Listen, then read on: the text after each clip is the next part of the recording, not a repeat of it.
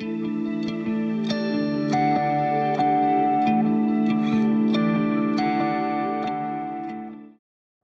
you so much to BMU and to inviting me to give this inaugural address, and thank you for the honor, Professor Nair, of chairing this event, and for the distinguished group here. I'm most grateful to have the chance to be together with you. It was 46 years ago that my wife and I first came to India and fell in love with this country, and we come back. And we come back as often as we can.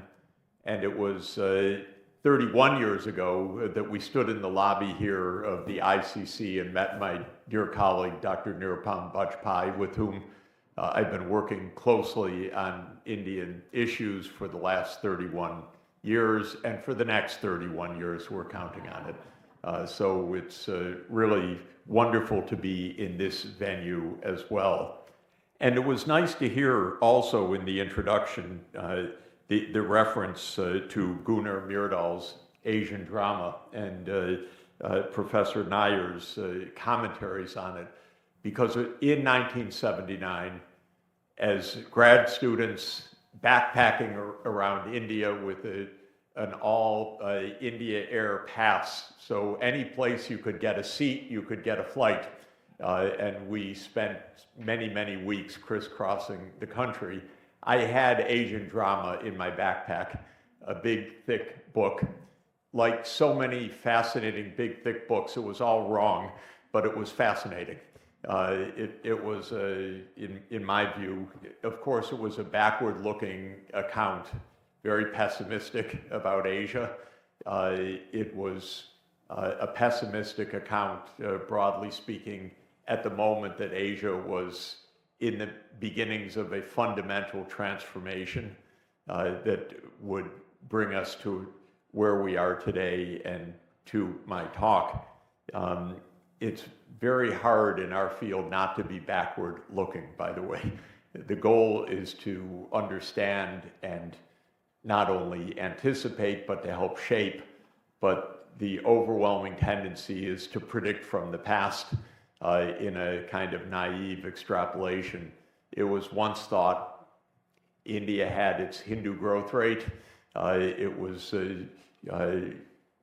topped at maybe 2% per capita growth, and that this was the beginning and the end of it.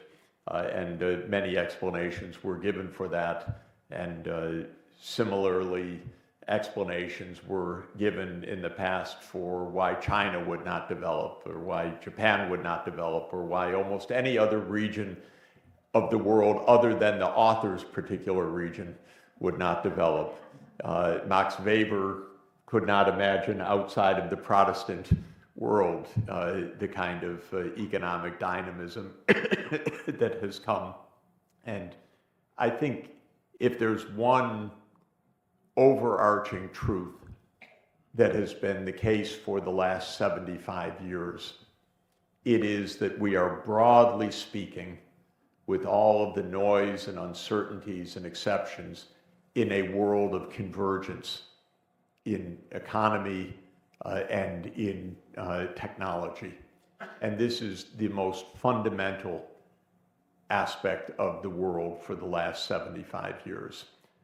It follows a period of roughly 200 years of economic divergence. The economic divergence was a period in which first the Western European countries, which became European imperial powers, began a process of what was at that point unprecedented, sustained economic development and industrialization, starting around the middle of the 18th century, around 1750. And by the middle of the 19th century, had turned that into pretty much full-fledged geopolitical dominance of the world, especially with Britain, and you were the crown jewel of the British Empire, of course, and that European dominance was not only a political dominance and an economic dominance, but it was an enforcement of divergence, meaning that the Western world, so-called, which is really geographically the North Atlantic countries on both sides, US and Britain and continental Western Europe, continued to have economic expansion, whereas much of the rest of the world, including this country and China and many other places, and all of Africa, which was colonized from the 1880s onward primarily, did not have economic development. And so not only was there a profound gap of economy, technology, and power, there was a widening gap.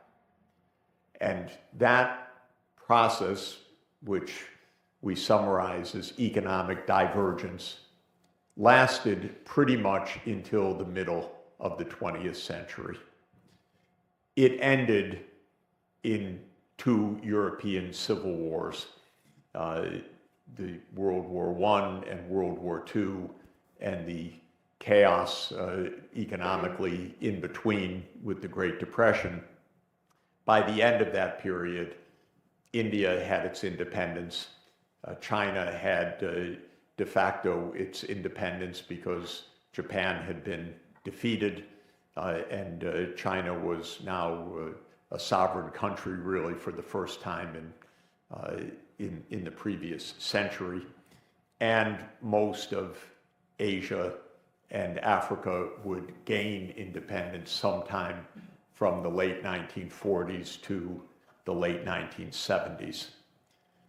It's my basic observation that it was the end of the political dominance of Europe that opened a world of convergence. When Europe dominated, even the most basic investments that a society needs to make for development, and the most basic is education, and the second most basic is physical infrastructure.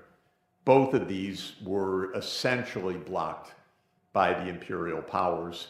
Mass education was the opposite of what the imperial powers wanted to maintain their control. There was, of course, some elite education.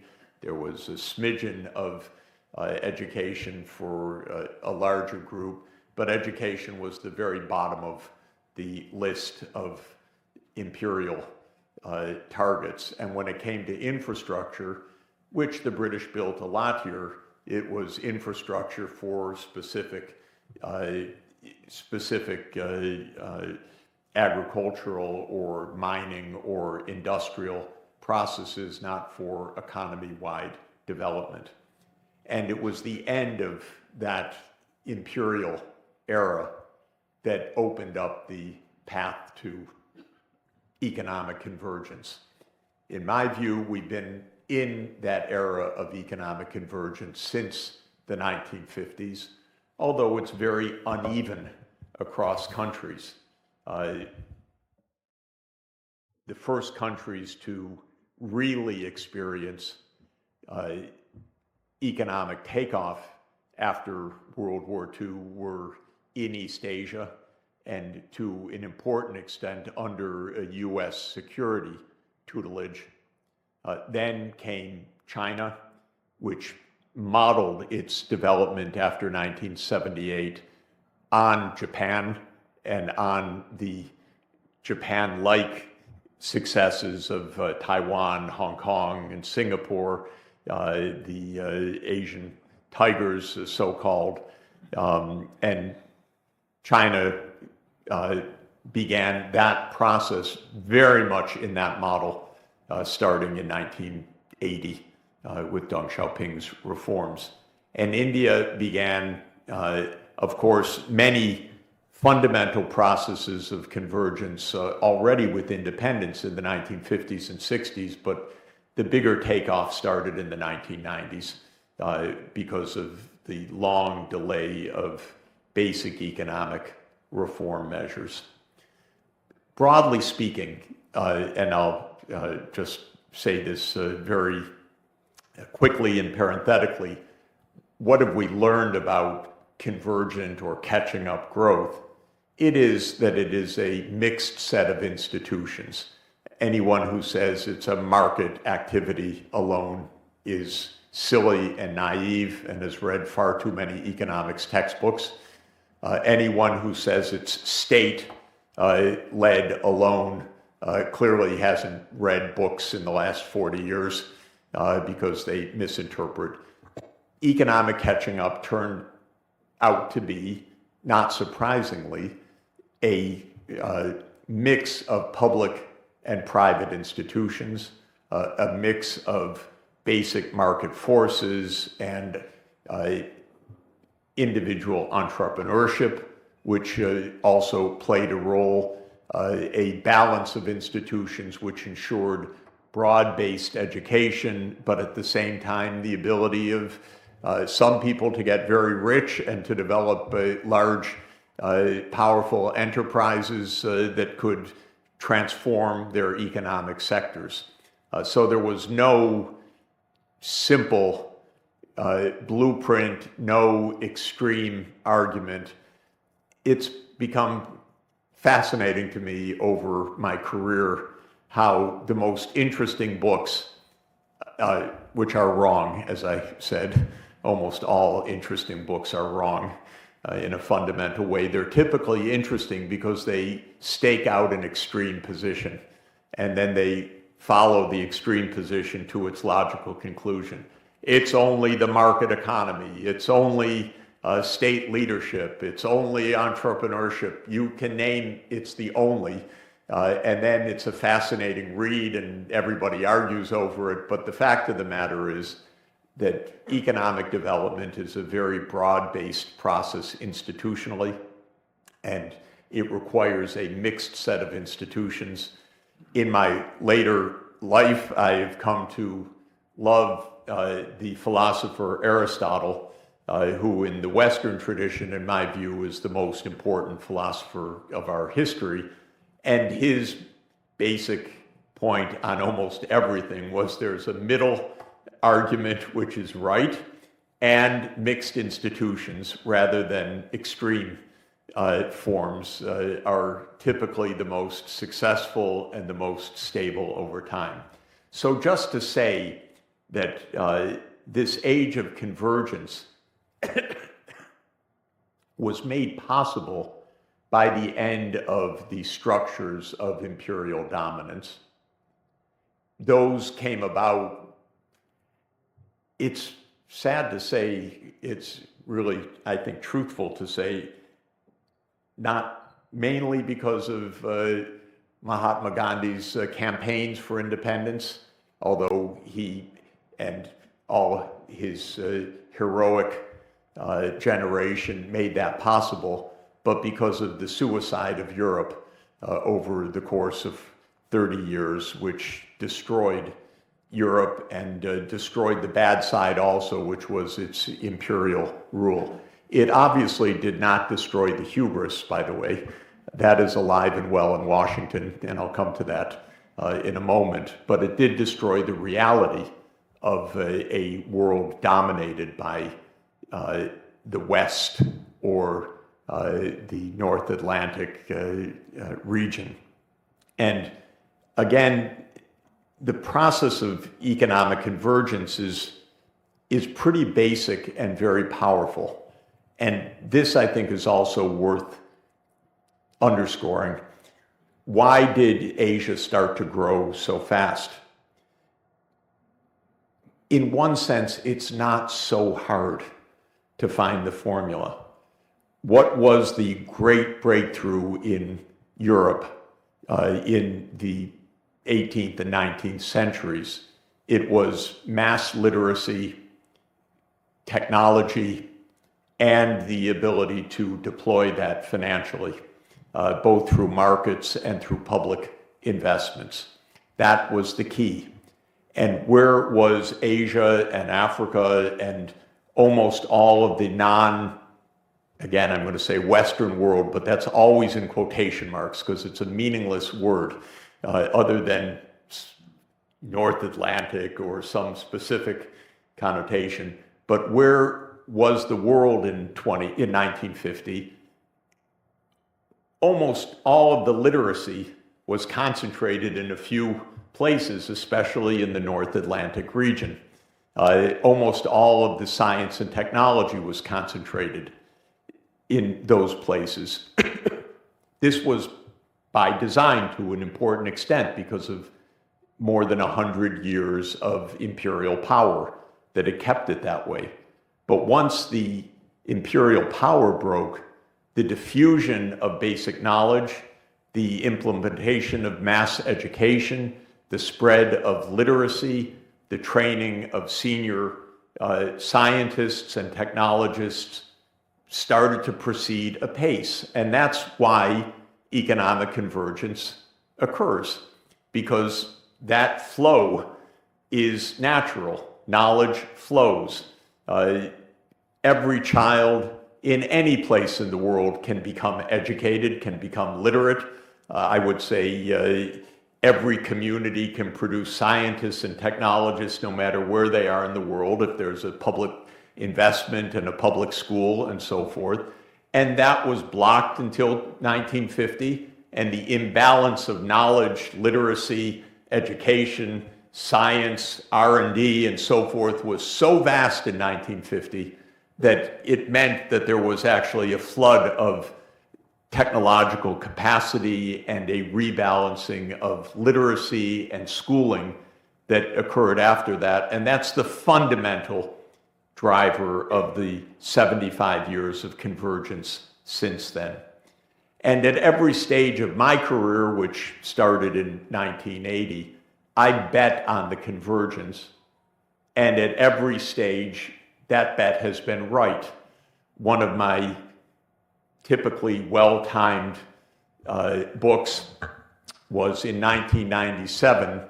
I produced a book for the Asian Development Bank called Asia Rising, just a week before the Asia financial crisis. As usual, this was a book never heard of again. It was very embarrassing, I think, for the Asia Development Bank, except that the forecast is almost exactly on the mark. It was just a simple extrapolation of catching up growth to say that 25 years from the dating of 1997, Asia would be the center of the world economy, China would be very successful, India would be growing rapidly and so forth, and that's what happened. Not in the downturn of 1997, 1998, but in the longer term. That's also why I stopped being a short-term macroeconomist, which is what I was trained. I was trained to look at business cycles and so forth. It's too hard. If you ask me what's going to happen in 6 months, I haven't a clue. If you ask me what's going to happen in 60 years, I'm going to give you a precise account, which is also going to be accurate, not just a dodge, but it's going to be more accurate than what I could tell you about 6 months from now. So each stage, I bet on continuing catching up, because I believe that every part of the world has the natural potential for catching up, for knowledge, for participating in the worldwide scientific and technological advance, and that every cultural argument about that I have found wrong, although cultures of politics are actually more accurate. Politics has a certain deep cultural aspect to it that persists across even revolutions and regimes, but economics not so much. Because economics, if you give opportunities, open markets, make connections, and make basic investments, the catching up will continue. So let me start at that point, looking forward now. In 1992, the United States, Canada, and Western Europe was still about half the world population, half the world GDP, excuse me, half the world output measured at purchasing power parity terms. So it's about 48% of world output, North America and Europe. Today, it's about 35%. Almost the entire share that went from the North Atlantic at that point has come to Asia. The bulk of that is the rise of the share of East Asia in economic development, because China has had the best run of any large economy in world history from 1980 until today. And then more recently, India's rapid growth, which is now faster than China's and will remain faster than China's for years to come. If we look forward from today, where the Western countries of North America and Western Europe are perhaps 35% of world output, and look to mid-century, that will decline again significantly to perhaps 25% of world output. And if we look to the end of the century, maybe to 15% of world output. There is no way that the United States remains the dominant country in the world. Even to mid-century, the US will be third behind India and China. Actually, China and India still probably in 2050. And by 2100, India will be the largest economy in the world, the largest population in the world, and the Western countries, so-called, will rank considerably lower if this process of normal convergence continues. And this is, I think, the most important point. The next rise of share of the world output will be South Asia, actually, India, and other neighboring countries. The more you talk to them, the better, by the way. The more India is actually cooperating, even trading with Pakistan, with Bangladesh, with others. It may seem unimaginable right now, but the more there is a true South Asian community, the better for everybody. This is the most basic point of economic development, in my view, is be nice to your neighbors.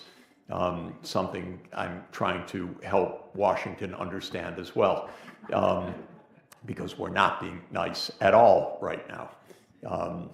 Or our president would say he's being so nice he wants to make them the 51st and 52nd state, which they're not so enthusiastic about, I have to confess. So the next rise will be India and neighborhood. And the reason is that India's growth right now is about 6% per year. It could be 7% per year with a bit of tweaking and reform. That's a very nice pace for 1.5 billion people, because that's a doubling of GDP every 10 years. And that would be a good pace to achieve and is absolutely achievable.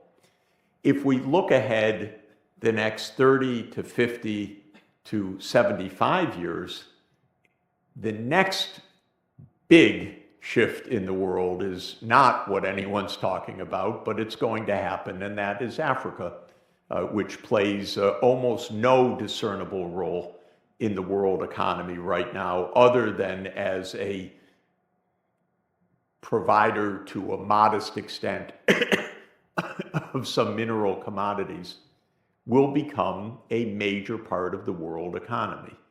And this is the same process of convergence as has occurred in Asia. And I think one of the most important things to understand just about the basic arithmetic of convergence is that no part of the world will dominate because every part of the world will converge step by step in living standards, and no part of the world will dominate in population. And the fear of China becoming the world hegemon following the US is plainly silly, because China's population has peaked and it is now on a very steep descent between now and the end of this century. According to the UN's latest population revision, which is as much a mechanical extrapolation as it is a real forecast, but it's useful as a forecast, China's population will decline to under 700 million people by 2100. This is stunning. Less than half of today's population. India's, on the other hand, because of the very different patterns of fertility rates, will peak at around 1.6 billion and then settle by the end of the century at about 1.5 billion, probably roughly twice the size of China. Don't fear China. The Himalayas, anyway, are tall.